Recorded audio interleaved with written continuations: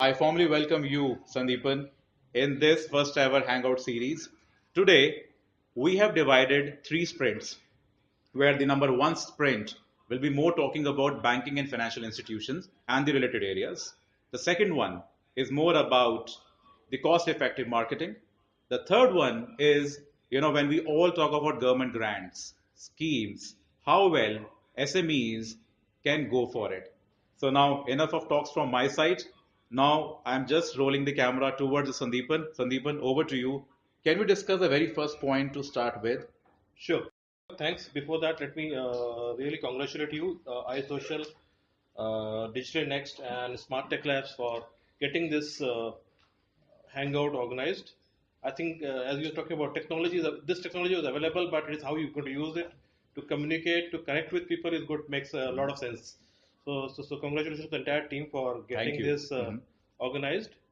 And to start with, when we did our event series around 100 or not across different parts of India, we look at India from Chandigarh to Coimbatore in south, from Rajkot to Guwahati, from east to west. So we have connected the entire SMEs who are been working in manufacturing, who are working on B2B segment, who are working in servicing, who are working in lot of service orientation in terms of trading and exports and imports. What we identified three or four common areas or challenges. Finance is one of the most. There are reasons for it. The key question people ask us is why an SME is not getting priority for funding from lot of funding organizations, be it banks, be it government organizations, be it non-banking financial institutes, and they say we have to spend a lot of time and energy to convince the bankers, to convince the PE funding, convince the VCs to lend us. And when I talk to bankers, this is the challenge is not fund money. Money is not a challenge. Money is available. There is a lot of money available, which is a lot of proposals are there from the government to lend to the small and medium businesses. But there has to be a work done from the businesses in terms of ensuring that all the funding which has been given to them are used as per the communication as per the project report which is there. Now there's a dichotomy of the work. I just is something which is I thought I should share here. Uh, in business owner asks for funds and he keeps on saying that we don't have funds.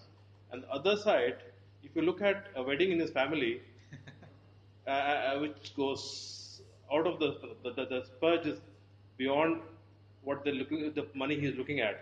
So that dichotomy is something which has to be bridged. And I personally feel that's my personal opinion.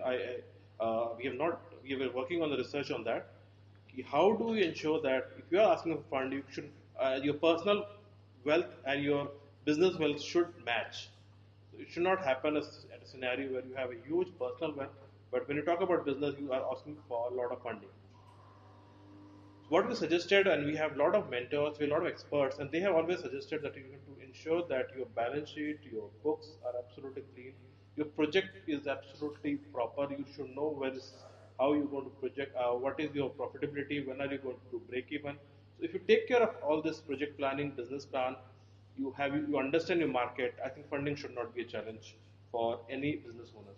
I still remember Sandeep. There was a time, Sandeep, when there was a time you mentioned about that we have our events and everyone is concerned about that how well we can get the business finance from the bankers, and they all came in there all Beamers and Audis to a Yeah, place to talk about their concern. So the absolutely. point is very profound that personal wealth and the business wealth should go in In tandem. that. Then it would make sense to go to a banker and say, you know what, we really want to grow big.